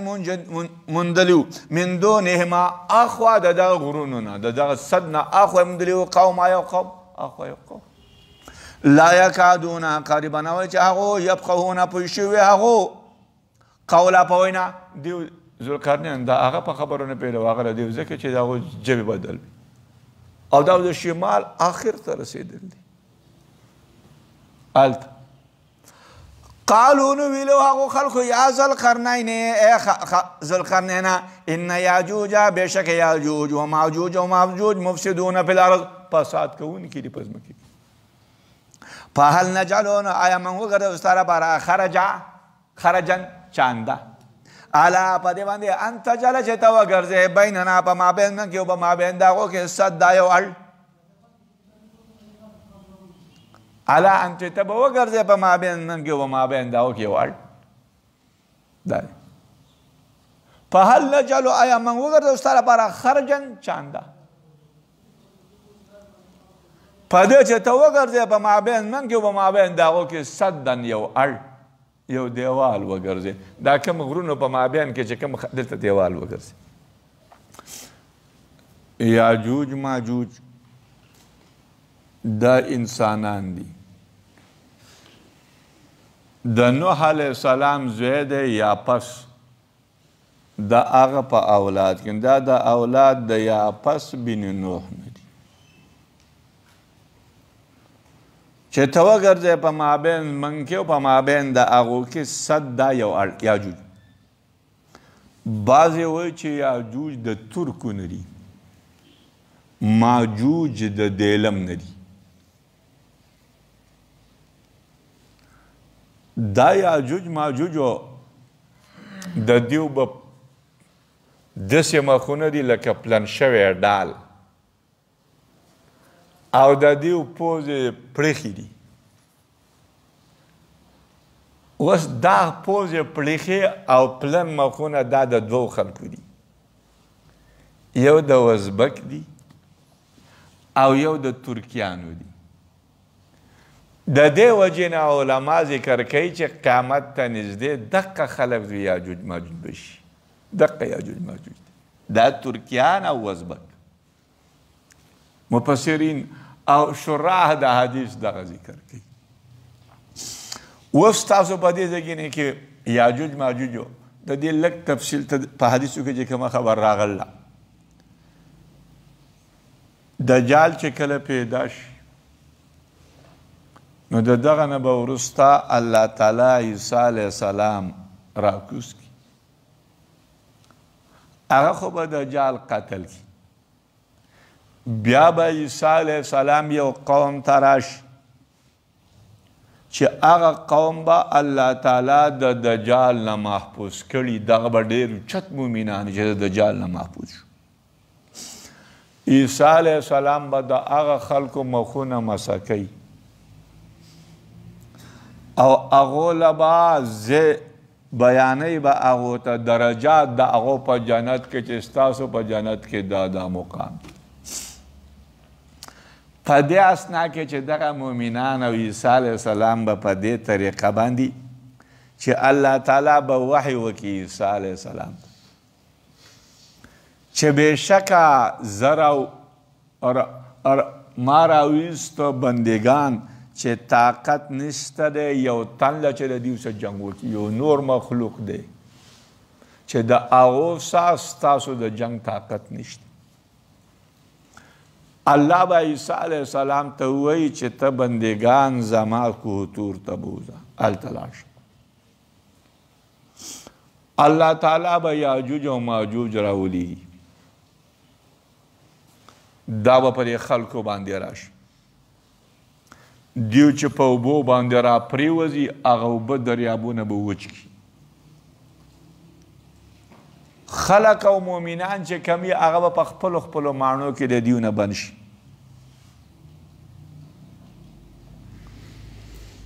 لہذا دا به په خپلو معنو کې به دا بند شي دیو به په دې ځمکه باندې دیو به دا وایي چې یاره د ځمکه باندې چې کم څه دي کم خلق دی دا من قتل کړه لہذا پورته به غشي ولي چې اوس آسمان والا من هغه قتل کوو دا به وایي چې موږ اوس څوک قتل کوو آسمان والا پورته چې دیو غشي ولي نو د دیو ګمانونو موافق به غشي خون آلوده راولویږي الله به په دې یاجوج او ماجوج باندې یو بیماری بیا راولي دا به ټول مړه شي داسې یو لویشت ځای به په ځمکه باندې نه وي چې یاجوج ماجوج په هغه نه وي پروت الله به په دیو باندې مرغان مقرر کړي هغه مرغان به راشي دا به نیسي وړي بیا سیند ته به ارتی یاجوج ماجوج الله به ځمکه پاکه کړي به باران وشي ځمکه به پاکه شي عیسی علیه السلام او د هغه ملګري به د کوه طور نه راکوشي او په ځمکه باندې به هم دقه وي او هغه به ټول مؤمنان دا د یاجوج و ماجوج اوس تاسو ګورئ دا صد انت جله چې ته وګرځو په مابین من کې او په مابین د دې خلکو کې صدن صد یو اړ دیوال چې دا کم غرونه په مابین کې تش ځای دی دې کې یو اړ وګرځوه دې خلکو چاته وویله دغه ته یې ویله ذوالقرنین ته دا ولې وګرځوه ځکه چې دا یاجوج ماجوج راځي زموږ فساد کوي اوس دا صد او دا په کوم ځای کې نه کېدی دا غر دا صد سکندر لہذا د دې څه پته لګي علما ذکر کوي چې دا په هغه ځای کې نږدې دی چې دا په جهت د شمال کې چې کوم ځای کې عرض 90 دی هغه ته نږدې دی عرض 90 دا یو داسې ځای دی چې هلته 6 میاشتې ورځې 6 میاشتې شپې نو دا د صد سکندر په شمال کې په دغه ځای کې دی او دغه داسې ځای دی چې دغلته خو یخني هم ډېره زیاته ده هلته کې د دغو نه علاوه بل څوک نشي اوسېدلی بعضو علما وایي چې دا دوه غرونه چې کوم دي دا یو غر د ارمینیا او د آذربایجان دی او د دغو په مابین کې دا اړ صد سکندر جوړ شوی دی بعضو علما وایي چې صد سکندر په داسې ځای دی چې موږ یې نه پېژنو چې چېرته دی دا موږ ته پته نشته بعض علما ذکر کوي چې دا صد سکندر دا کاکیشا ته نږدې دی او دا په منطقه د داریان کې دی یو منطقه داریان یو ځای دی داریان کې کاکیشا ته نږدې دغلته یو دیوال دی د اوسپنې قدیمي خلق دیتا صد وی صد حدیدی د اوسپنې دیوال بعض بادشاهانو د دغه ځای په معلومولو کې کسان لیږلي نو هغه دغه ځای ته راغله دغه اوسپنې دیوال ته او دغه دیوال لیدلی هم دی بعضې کسان قال ویلي الله ذوالقرنین ما هغه مکني فيه چې قادر کړی دی مال الله تعالی پرې کې رب زما مال قادر کړی خیرون غوره دی په اعینوني نو تاسو امداد وکړئ زما بقوت په قوه سره زما په قوت سره امداد وکړئ ما چې الله کم مال را کړلی ستاسو چاندې ته ضرورت نشته اجعل زبا وغرزم بینکم په مابین ستاسو کې په مابین دغو کې ردما یو حاجز یو مانع قوي ستاسو د هغو په مابین کې به یو زمانع قوي دا قایم یو معنی قوي به دیوال قوي آتونی تاسو راتلو کې ما ته زبر الحدید ټوکړې د اوسپنې حتی تر دې حده پورې اذا کله ساوا چې برابر کړې هغه بین الصدفین په مابین د دوو کنارو د غرونو کې برابر قال ویلو انفخو پوکې ورته وکړي حتی تر دې حده پورې اذا کله جعله نارا چې وګرځاو هغه لره نارا اور چې کله هغه له اور پوکې ور داسې وکړو چې هغه اوسپنې اور وګرځولې داسې پوکې ورته قال ویل آتوني راتلو کې ما ته افرغ علیه چې زه واړم پرې باندې کتره تانبه پې په ما استطاعو نو طاقت نه لري هغو ان یظهروه چې چړایي وکړي هغو په دې صد سکندر وما استطاعوا طاقت نه لري هغو له د لپاره نقبه د شلولو او طاقت نه لري د لره نقبه د شلولو نقب سوری کول په دې ځای کې نه کې وګورئ ذوالقرنین ورته ویل اون پوخو پوکې وکړئ نو په پوکي باندې هغو دا دیوال د هغو په دې ته په دې چې اور ته پوکې وکړئ چې دا اوسپنې یو قسم ګرمې شي نو په پوکي باندې خو نه کېږي نو لهذا اون پوخو مطلب دا دی چې تاسو بټۍ بټۍ راوړئ هغه ورته ولګوئ چې دا دیوال ته اور موږ ولګوو او دا ګرم شي او داسې ګرم شي چې سور شي نو دا اوسپنه چې بلکل سره شوه دا خو داسې ټوکلې ټوکلې د لګولې وې چې دا بلکل سرې شي نو چې دا کله سرې شو نو تانبه پې د پاسه وارتېله جو بلکل دیوال راونه پلک دیوال جوړ شو دا مثلا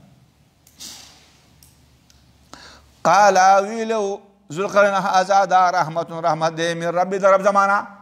دا زما د رب نه را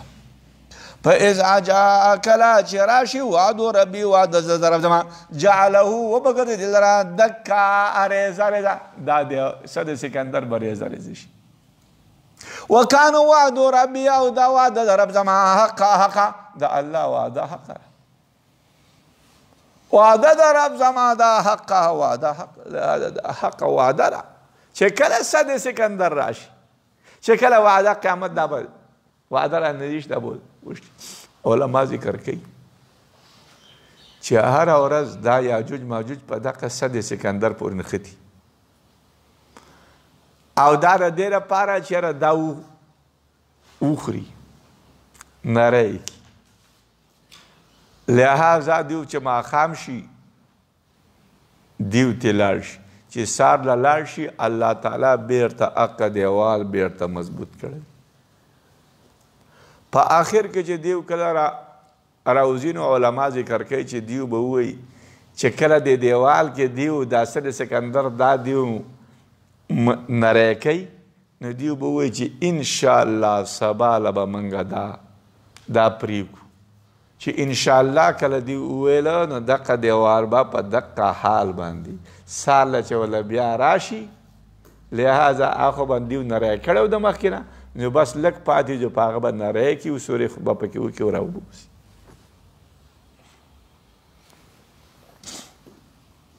وترکنا بعضهم او پریښو موږ بعض د هغو نه یومئذ په دغه پریخ به من بعض د اغونا بیومئذ په هغه باندې یا موجو چپې بوي ترکنا پرې بدو منګه بعض د اغونا چې په دغه باندې چپې بوي په بعضن په بعضو کې چې دا روان دي چپې بوي چې د سکندر وشله یو روان شي لکه د اوبو په شان چپې بوي ونو په خپې سوري په کې به وګرځي په شپې کې په جمع نه او نو موږ جمع کوو هغه لره جمع په جمع کول سره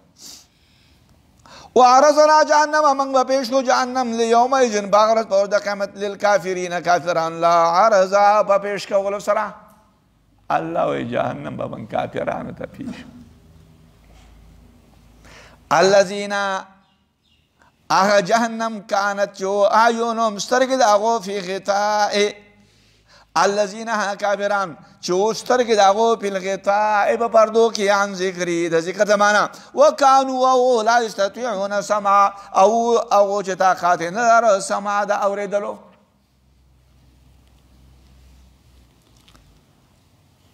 اپحسب الذين كفروا په مخکینی آیاتونو کې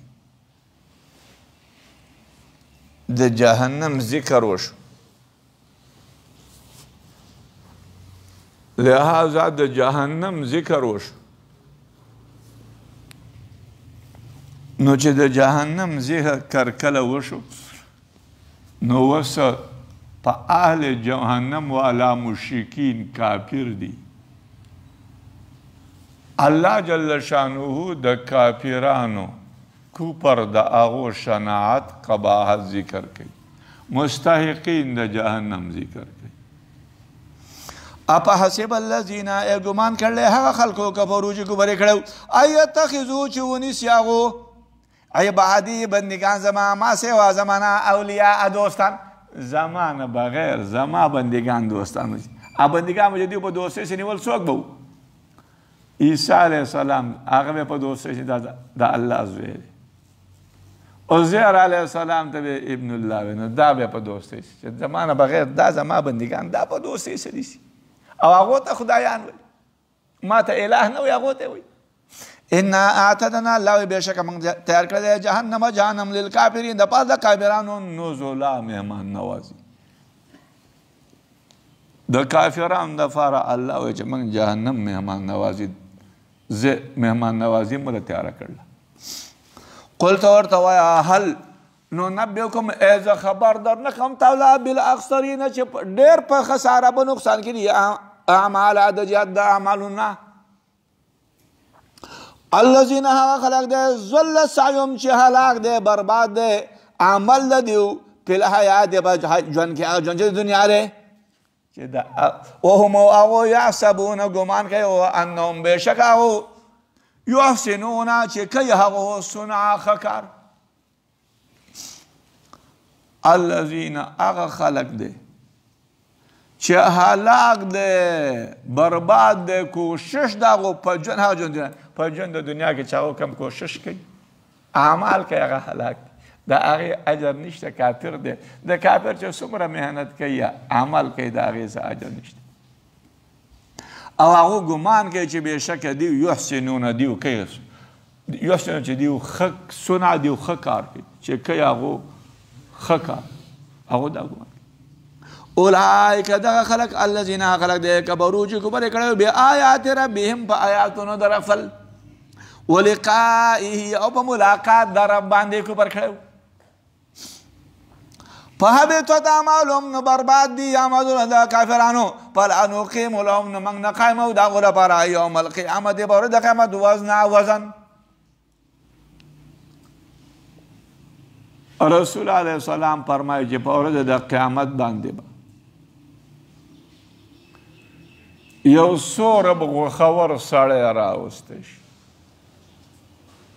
خو په نس د الله باندې به د هغه د ماشي د وزر پړ کې څه وزن نه وي الله وایي چې موږ د دې کافرانو دپاره په ورځ د قیامت څه وزن نه دی قایم کړی موږ د هغو لپاره په ورځ د قیامت موږ نه قایمو د هغو لپاره په ورځ د قیامت وزن په ورځ د قیامت باندې د هغو څه وزن نشته نه د کافر په ورځ د قیامت باندې هیڅ وزن نشته او نه په دنیا کې د کافر څه وزن شته خو یوم القیامه ځکه ذکر کړه چې یاره هلته به هر سړی ویني چې د دې کافر وزن چې وزن یې نه دی څه شی دی یعنې کافر بې قدره دی ذلیله دی سپک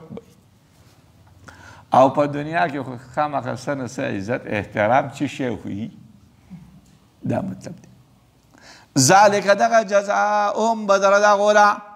ذالک دغه بدله د دیو جهنم دی بما په سبب د هغه کفرو چې کفر کړی هغو واتخذو نیولي هغو آیاتي آیاتونه زما و رسولي او رسولان زما هزوا ټوکه کړی شوي چې دیو زما په آیاتونو په رسولانو پورې ټوکې ولي ان الذین بېشکه خلک آمنو چې ایمان راوړی وعملو الصالحات او عمل کړی او صالحه كانت داو لپاره جنات الفردوس جنتونه د فردوس نزلا مهمان نوازي خالدین فی همیشه وي په دې جنتونو کې لا یبغون نه به طلب کوي هغو د دې جنتونو نه هیولا بدلېدل هیول ګرځېدل دا باید د جنتونو نه وګرځو ما تاسو ته بار بار ویلي چې د قرآن خپل یو داب او طریقه ده هغه داب او طریقه د قرآن دا ده چې کم ځایونه کې د کافر دپاره عذاب ذکر شي نو هلته د مؤمنانو دپاره بشارت ذکر کړي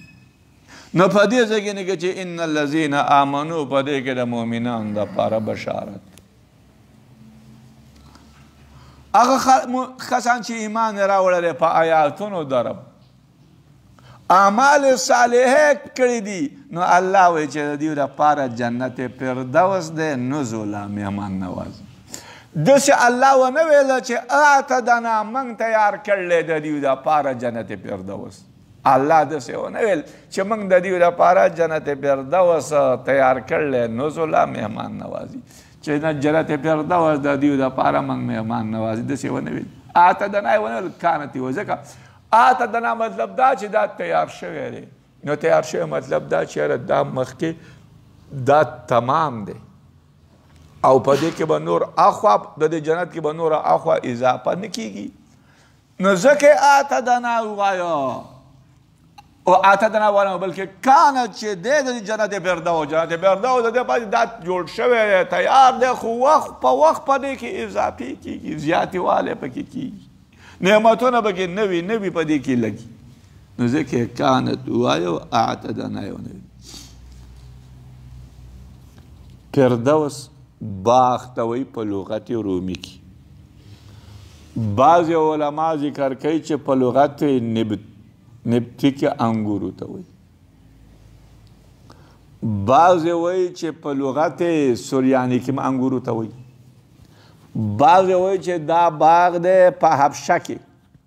یو باغ دی. بعضې وایي چې جنت فردوس هغه باغ ته وایي چې د دې ونې ګڼي او په یو بل کې دا ونې ورننوتي. نبی علیه السلام فرمایلی چې د جنت 100 درجې دي او په مابین د هر 2 درجو کې دومره فاصله ده دومره اوچتې لکه د دې ځمکې او د اسمان په مابین. او فردوس اعلی د جنتونو اوچتو جنتونو نه چې کوم دی هغه فردوس دی. او رسول علیه السلام ذکر کوي فاذا سألتم الله فاسألوه الفردوس که تاسو سوال د الله نه کوئ نو د جنت فردوس سوال کوئ. لہذا د جنت ځکه چې دا جنت فردوس دا به د عرش لاندې نو عرش خو د الله دی د هغه د لاندې جنت فردوس دی او د دې وجې نه دغه جنت والا به اچغار د عرش اوري. جنت فردوس که د عرش چغار اوري نو ځکه دې ته دیو جنت فردوس وایي. دا مطلب دی. قلت ورته وایه لو کان البحر مدادا که چرته دریاب مدادن صحیح شي لکلمات ربي د پاره د کلماتو د رب زما د کلماتو د رب زما لپاره دریاب صحیح شي لنفد البحر نو خامخا بن ختم بشي دریاب قبل مخکې ان تنفدا مخکې د ختمېدلو د کلماتو د رب زمانه ولو جئناک چرته موږ راتله وکړو په مثل د دې باندې مددا صحیح دغه شان نوره صحیح موږ که موږ راتله وکړو په مثل د دغه دریاب صحیح. آیات مطلب صحیح آیات مطلب دا چې دا لوی دریاب چې په دې ځمکه احاطه کړلی دا صحیح شي. او کلمات د رب څه دي؟ قدرتونه د الله لیکي. کلمات علم د الله لیکي. کلمات معلومات د الله لیکي. کلمات صفات حسنه صفات د الله لیکي. نو الله وایي چې دا دریاب به ختم شي خو هغه کلمات د الله علم د الله او هغه صفات د الله هغه ختم نشي. اگر که موږ راتله وکړو په مثل د دغه دریاب بله صحیح بل دریاب راوړو هم د الله صفات نه ختمېږي د الله علم نه ختمېږي. داسې ذات دی الله تعالی. په دې آیات کې د الله جل شانه عظمت بڑایي لویوالی د شان بیان شو. په مخکې آیاتونو کې جنت فردوس ذکر شو. نو جنت چاله ورکول فردوس دا خو طاقت او قوت غواړي عظمت د شان غواړي. نو په دې ځایونه کې د الله عظمت او لویوالی د شان ذکر شو چې الله جل شانه دومره لوی شان او عظمت والا ذات دی، هغه جنت ورکولی شي، جنت فردوس جنتونه پیدا کولی شي، په دې قادر دی. دا مطلب دی د آیات. یهودو چې کله دا آیات نازل شو